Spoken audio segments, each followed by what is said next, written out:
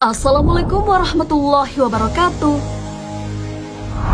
Sahabat beriman, ketika berhasil melewati jembatan Siratal Mustaqim, kita akan sampai di surga.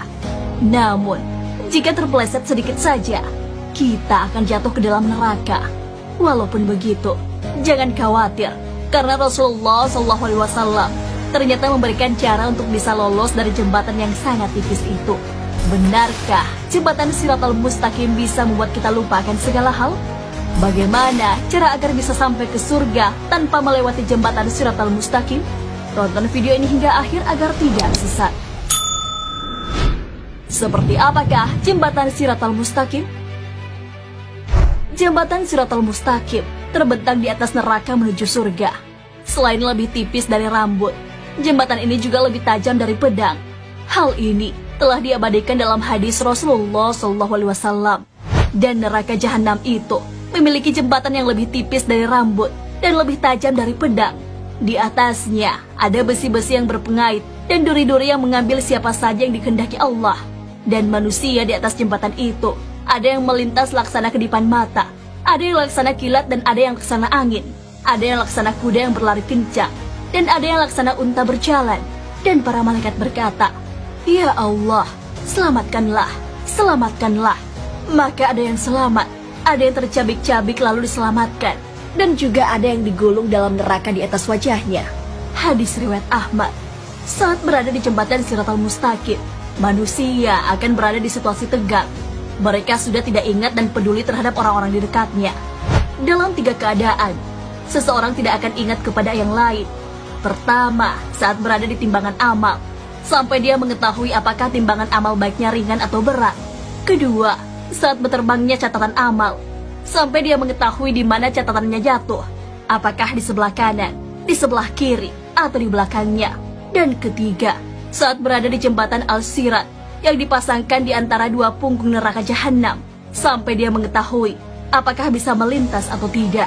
Hadis riwayat Abu Daud. Bagaimana orang-orang melintasi jembatan Siratal Mustaqim?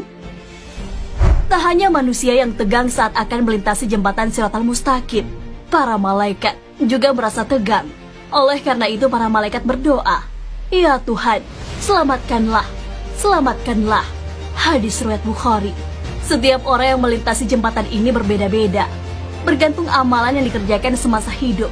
Hal ini sesuai hadis dari Ibnu Mas'ud. Rasulullah SAW bersabda, "Jembatan Al-Sirat dipasangkan di tengah-tengah jahanam seperti pedang tipis yang sangat tajam.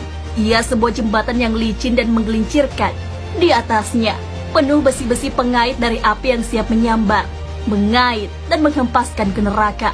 Di antara mereka ada orang yang melintas secepat petir. Dia berhasil selamat dan tak melekat bergelantungan pada jembatan. Ada pula yang melintas secepat angin. Dia berhasil selamat dan tak melekat di atasnya. Ada pula yang melintas secepat kuda. Ada pula yang melintas seperti orang berlari. Ada pula yang melintas seperti orang berjalan cepat. Ada pula yang berjalan seperti orang berjalan normal. Dan manusia yang terakhir melintas adalah seorang laki-laki yang telah hangus terbakar api dan menghadapi kesulitan di atasnya. Kemudian dimasukkan Allah ke dalam surga berkat karunia, kemuliaan dan rahmatnya." Hadis riwayat Tabrani. Melihat gambaran orang-orang yang akan melewati jembatan Siratal Mustaqim, seharusnya semakin menambah semangat kita untuk melakukan ibadah. Hal ini telah dilakukan oleh para ulama dan sholihin. Salah satunya adalah Khalaf bin Ayyub. Kisahnya diceritakan dalam Mukasyafatul Qulub. Beliau adalah orang yang saat melaksanakan sholat sangat khusyuk, sampai ia tak menyadari lalat kerbau menggigitnya.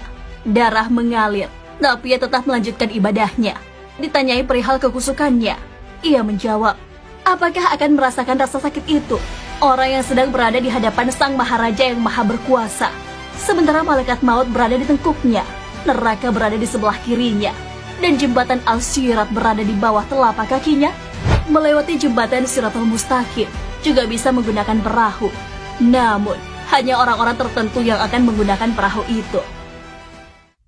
Bagaimana cara mendapatkan perahu itu?